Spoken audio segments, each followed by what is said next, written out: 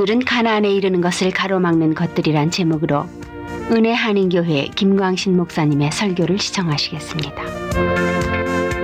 우리는 금년도에 들어오면서 우리 한 사람 한 사람이 우리 신앙의 목표를 세울 때 우리는 우리의 생각으로 세우지 않았습니다. 어디까지나 우리는 하나님의 약속의 말씀을 근거로 우리는 모든 꿈을 세우고 목표를 우리가 세웠습니다. 우리 가운데서 새 일을 행하시기를 원하시는 우리 하나님, 나를 위하여 쉬지 않고 일하시기를 원하시는 우리 하나님, 나를 위해서 대신 싸워주시기를 원하시는 우리 하나님, 그분의 약속의 말씀을 믿고 우리는 우리의 꿈과 우리의 목표를 세웠습니다. 뿐만 아니라 우리는 정말 주님의 재림이 임박한 이때에 주님의 뜻은 온 세계 만방에 복음이 활발하게 전해지는 것이요, 우리는 이 세계 선교라는 큰 주님의 섭리 속에서 그 일을 감당하기 위해서 우리 한 사람 한 사람은 우리의 꿈과 목표를 세웠습니다. 정말 주님 앞에 갈 때 그분 앞에 들고 갈 수 있는 믿음의 작품을 만들기 위해서 우리는 각기 꿈과 소망을 가지게 되었습니다. 그럼 우리가 꿈과 소망을 갖는다는 이 말과 우리가 그 꿈과 소망을 이룬다는 그 말씀은 전혀 다른 이야기예요. 가나안 땅을 목표로 삼고 출발한 그 이스라엘 백성들 가운데 마치 가나안 땅을 정말 발을 지닌 사람은 두 사람밖에 없었던 것처럼 우리 가운데도 어쩌면은 우리가 세운 이 목표와 또 이 꿈을 달성하는 사람이 그렇게 많지 않을지도 모르는 겁니다. 우리 성도님들, 우리는 이 이스라엘 백성들이 광야 생활할 때 그들을 가나안 땅으로 가지 못하게 가로막았던 장애물들이 무엇인지 이것을 우리가 공부를 함으로 말미암아 우리도 우리가 세운 이 목표에 도달한 것을 가로막는 장애물들을 미리 제거해서 꼭 한 사람 한 사람이 이 가나안 땅을 점령하는, 가나안 땅에 들어가는 이런 것 축복을 우리가 받기를 원하는 것입니다. 우리 성도들, 이스라엘 백성들이 광야의 생활을 하면서 하나님께서 약속하신 그 땅을 허락받지 못한 그 장애 요소를 대개 네 가지로 이야기를 할 수 있을 거예요. 첫 번째로 그들을 가로막은 장애 요소는 바로 우상 숭배라고 할 수가 있습니다. 우리가 잘 아는 대로 출애굽기 32장에는 이스라엘 백성들이 자기를 인도할 신으로서 금 송아지를 만드는 것을 발견을 할 수가 있습니다.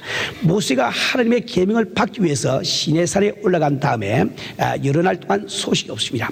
그때 백성들은 아론에게 몰려와서 이야기를 합니다. 일어나라, 우리를 인도할 신을 우리를 위하여 만들라. 이 모세 곧 우리를 애굽 땅에서 인도하여 낸 사람은 어찌 되었는지 우리가 알지 못합니다 하고 이야기를 합니다. 그들은 금으로 된 귀고리들을 이렇게 풀어서 그 아론에게 가지고 옵니다. 아론은 그 금을 부어서 각도로 새겨서 금 송아지를 만든 다음에 그런 이야기하기를, 이스라엘아, 이는 너희를 애굽 땅에서 인도해낸 너희 신이다라고 말을 하고 있습니다. 우리 성도는 이 우상을 섬기는 이스라엘 백성들에게 하나님은 진노하시고 모세의 양손에 들렸던 정급판도 산산조각이 난 사건을 우리는 잘 알고 있습니다. 정말 우상 숭배야말로 이스라엘 백성들이 가나안 땅에 이르지 못하게 하는 그 장애물의 첫 번째 요소임을 우리가 알아야 되겠습니다. 우리 성도들, 우리도 여러 가지 꿈을 가지고 금년을 우리 출발을 했습니다.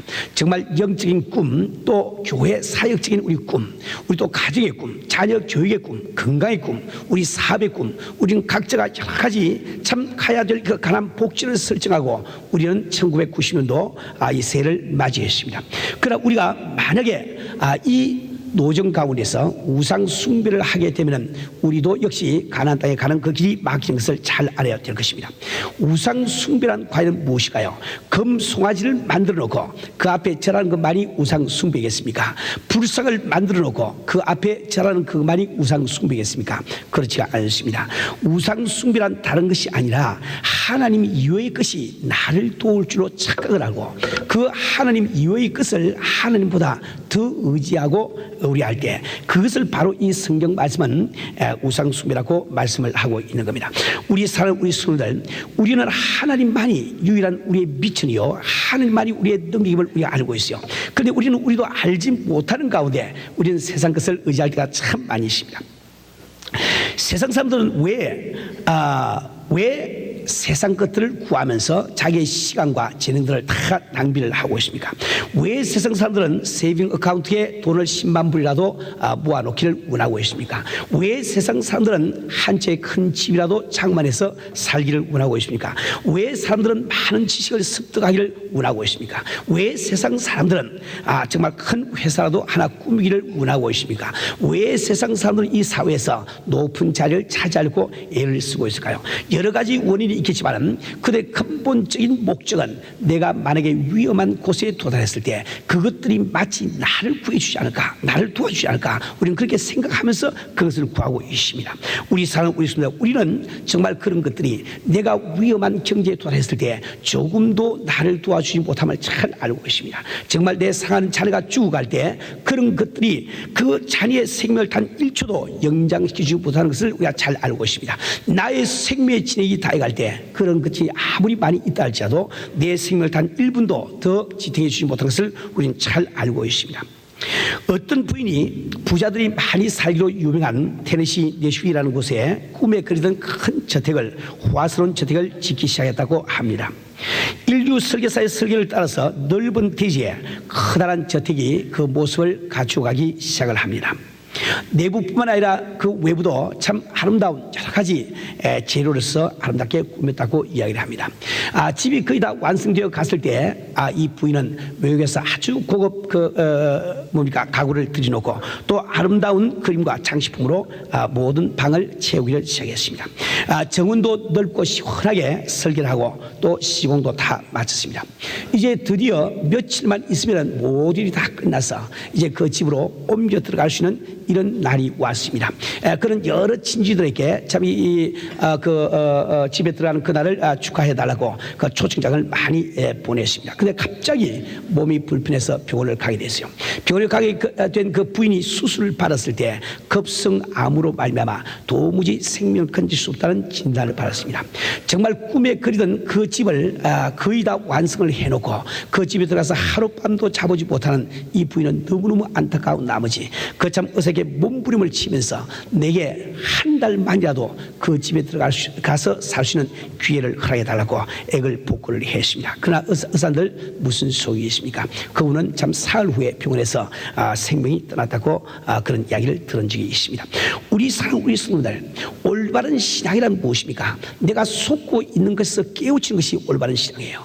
정말 나를 도와줄 것이 무엇이며 내 힘이 될 것이 무엇인지 이것을 분명히 아는 것이 바로 이 신앙이 되는 것입니다.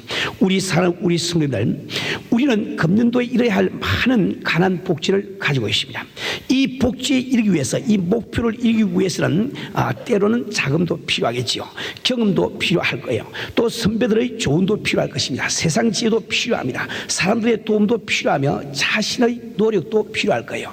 그러나 그 어느 것이라도 여러분이 하나님보다 더 많이 의지하게 되면 여러분은 바로 우상 숭배하는 우를 범하게 되는 것입니다. 우리 성도들, 우리가 가난 복지에 갈 수 있는 유일한 근거는 바로 내게 약속을 주신 우리 하나님, 나를 사랑하신 우리 하나님, 천지를 창조하신 내 하나님 한 분이심을 믿고 우리가 그분을 의지할 때 그분이 주시는 지혜 가운데서 나는 마땅히 내가 해야 될 그 일을 깨달을 수가 있는 거예요. 우리 성도들이 절대로 금년도에는 정말 내 가진 이 꿈, 그 놀라운 꿈을 이룩하기 위해서 이 세상 것 의지하지 마시고 오직 하나님 한 분 의지하시를 주의 이름으로 부탁을 드립니다. 두 번째로 이스라엘 백성들이 가나안 땅에 가는 것을 가로막은 장애물로 배금 사상을 들 수 있습니다. 황금을 숭상한 그 사상을 들 수가 있단 말입니다. 사람들이 황금을 숭상하는 이유는 황금만 있으면 이 세상에 있는 모든 것을 내가 소유할 수 있다고 생각하기 때문에 황금을 숭상하는 거예요. 이 배금 사상이라는 것은 다른 말로 바꾸면 이 세상과 짝하는 생활을 이야기합니다. 세상을 사는 그 생활을 우리가 배금 사상이라고 이야기를 합니다. 이스라엘 백성들은 그 황금으로 송아지를 만들었습니다. 그뿐만 아니라 그들은 하나님이 주시는 만나를 먹으면서 언제나 애굽에서 먹던 고기, 생선, 왜, 부추, 또 파, 마늘 등을 연연하게 생각을 했습니다. 그들이 시딤에 이르렀을 때는 이 모압 여인들과 함께 음행도 저질렀습니다. 우리 성도들, 이 모든 것들은 바로 배금 사상이라는 한마디로 요약될 수가 있는 거예요. 우리들에게는 약속된 가나안 땅이 있지만은 우리가 세상을 짝하고 세상을 살아갈 때 우리는 바로 그 가나안 복지에 들어가지 못함을 분명히 잘 알아야 되겠습니다. 우리가 가진 꿈이 아무리 영롱하다 할지라도 그것은 한낱 물거품으로 끝나고 마는 것을 잘 알아야 되겠어요. 우리 손들, 우리는 세상에 팔을 붙이고 이 생을 살아가고 있지만 이 세상이 과연 내게 어떤 뜻을 갖고 있는지 그 미닝을 잘 알아야 되는 거예요. 우리가 살고 있는 이 물질 세계는 비록 우리가 팔을 붙이고 살고 있기는 하지만 이 세상은 하나님의 심판 아래에 놓이고 있는 것을 잘 알아야 됩니다. 우리가 잘 아는 요한복음 16장 8절 11절 사이에는 주님이 이와 같이 우리에게 말씀을 해주고 있습니다.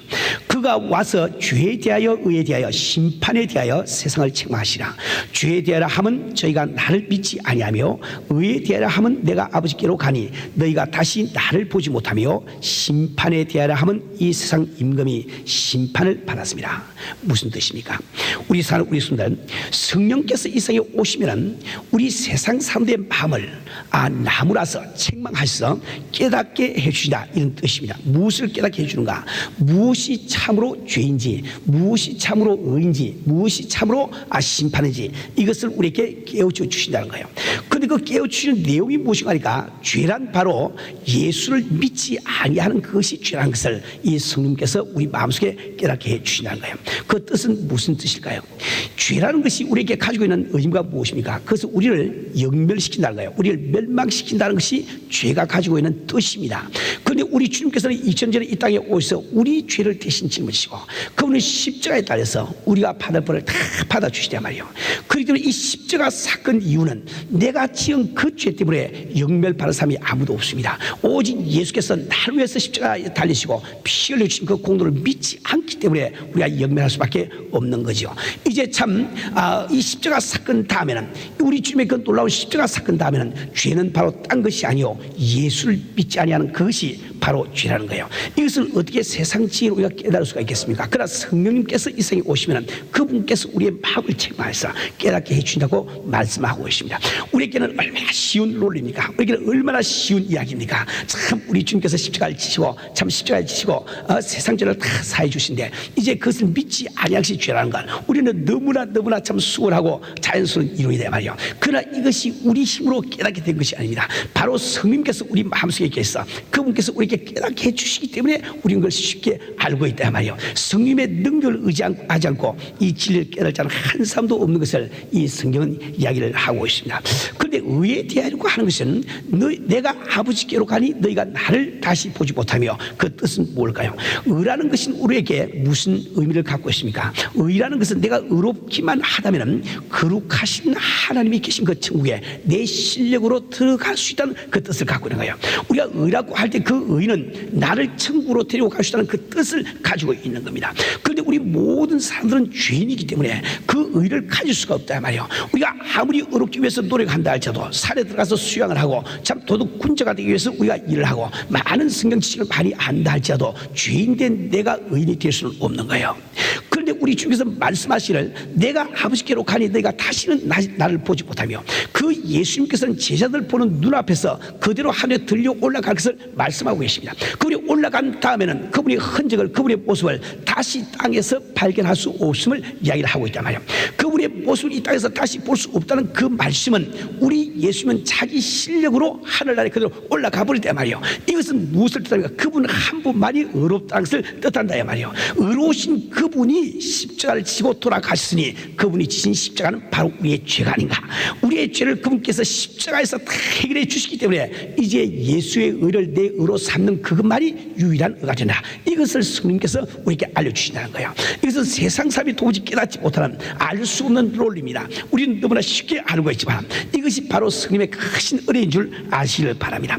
이제 심판에 대하면 이 세상 임금이 이미 심판을 받으리라. 무슨 뜻일까요? 우리 사랑하는 우리 성도들, 우리 예수님은 죄가 없으신 분이 우리를 구원하시기 위해서 우리 죄를 대신 짊어지시고 십자가를 지셨습니다. 그분은 사망소로 들어갔단 말이에요. 원래 죄인이 아니고는 죽을 수가 없는 거예요. 그런데 의인 대신 의로우신 우리 주님이 죽을 수 있었던 것은 바로 우리의 죄를 짊어지시기 때문에 죽음이 가능했던 겁니다. 그러나 그분께서는 죽음 속에 들어갔을 때 우리 죄가 자기의 죄가 아니기 때문에 진 죄를 벗어버렸습니다. 벗어버리니까 그분 자신은 어렵기 때문에 죽음의 사슬이 그를 가두지 못하고 죽음을 박차고 부활해버리고 말았단 말이에요. 그분이 부활하심으로 발명하여 사망 권세는 이미 깨져버리고 말았습니다. 사탄 마귀가 가지고 있는 권세는 사망 권세인데 그 사망 권세가 깨져버리고 말았단 말입니다. 우리 주님께서 참 죽으시고 부활하신 그 순간에 이 사탄 마귀는 하나님의 심판을 이미 받아버리고 말았단 말이에요. 그 세상 임금이 심판을 받고 이제 한 가지 기다리고 있는 것은 바로 형 집행할 그날만을 기다리고 있다는 겁니다. 그렇기 때문에 그 세상 임금이 형 집행을 기다리고 있으면 그 세상 임금 속에 속해 있는 이 세상도 바로 심판 아래 있는 것이 아니냐. 그리고 왜 하나님의 자녀된 너희들이 그 세상에 미련을 두고 세상에 무엇을 쌓으려고 애를 쓰겠냐. 그렇게 해서는 안 된다. 이것을 바로 성경에서 우리에게 알려주시다는 거예요. 우리 사랑하는 우리 성도들, 이 성경 말씀, 이 하늘과 땅은 불사함을 당하기 위해서 보관되고 있음을 우리에게 말씀을 해주고 있습니다. 동일한 말씀으로 우리가 보고 있는 이 하늘과 땅은 반드시 불사함을 당해서 없어질 그날이 올 거예요. 사라질 수밖에 없는 그 세상에 우리가 미련을 둘 필요가 없는 것이요. 그 사라질 수밖에 없는 그 세상에 무엇을 쌓아두려고 애를 써서는 안 되는 겁니다. 우리 사랑하는 우리 성도들, 우리는 정말 이 세상이 내게 무슨 뜻을 갖고 있는지 잘 아시고 정말 이 배금사상, 이 세상을 즐기고 세상이 참 이렇게 그 미련 두는 이런 어리석은 삶이 되면은 안 되는 거예요. 우리 사랑하는 우리 성도들, 우리는 정말 심판받을 수밖에 없는 소돔 고모라를 벗어나온 롯의 가족들과 같음을 꼭 우리는 알아야 됩니다. 하나님께서는 이미 소돔 고모라가 심판받기로 되어 있기 때문에 우리 하나님께서는 천사들을 보내시고 롯의 가정을 그 밖으로 끄집어 냈단 말이에요. 그 심판이 임하기 전에 참 이렇게 롯의 가정을 끄집어 냈다. 그러나 나온 롯의 아내는 자기 멸망할 수밖에 없던 그 소돔 고모라의 미련을 가지고 뒤를 돌아볼 때 소금 기둥으로 변하고 말았습니다.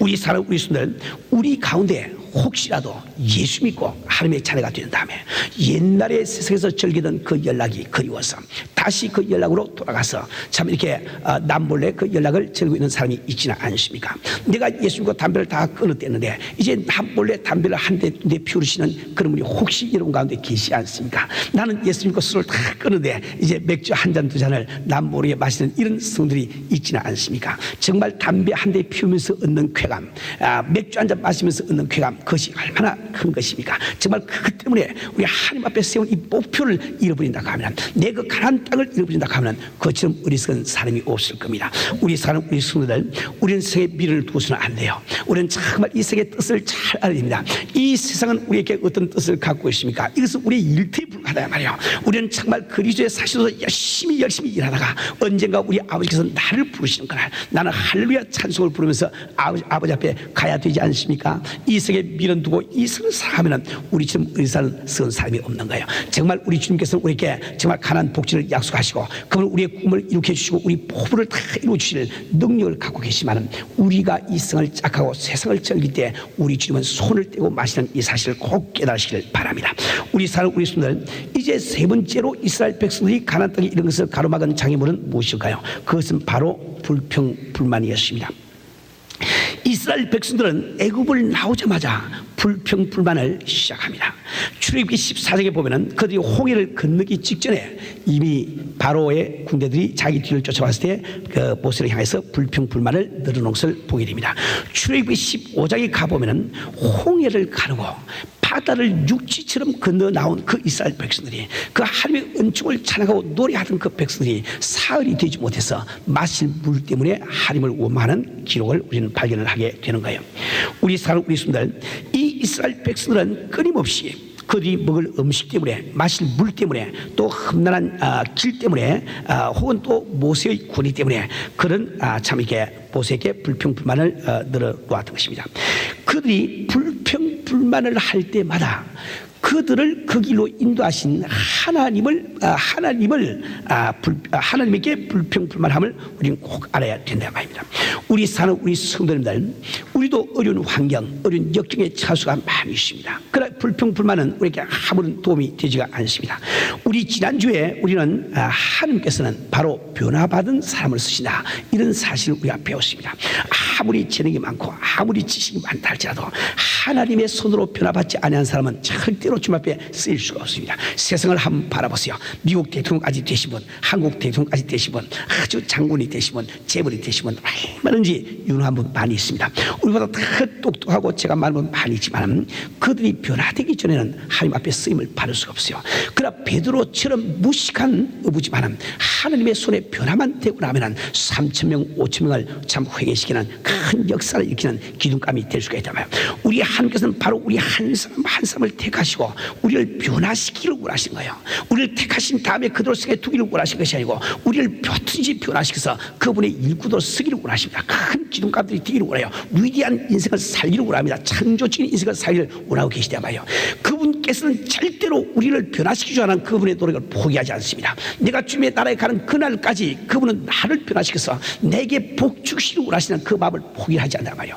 그런데 그 하나님께서 우리를 교육시키는 방법이 무엇입니까? 바로 우리의 환경을 통해서 그분은 우리를 변화시키지 않습니까? 우리 사람, 우리 성도들, 내가 정말 어려운 역경, 어려운 환경 속에 있다고 하면 나를 그 속에 자유롭게 사랑으로 인도하신 하나님을 생각하시고 그분을 의지하시고 감사하고 찬송하는 여러분 되시기를 주님으로 축원합니다.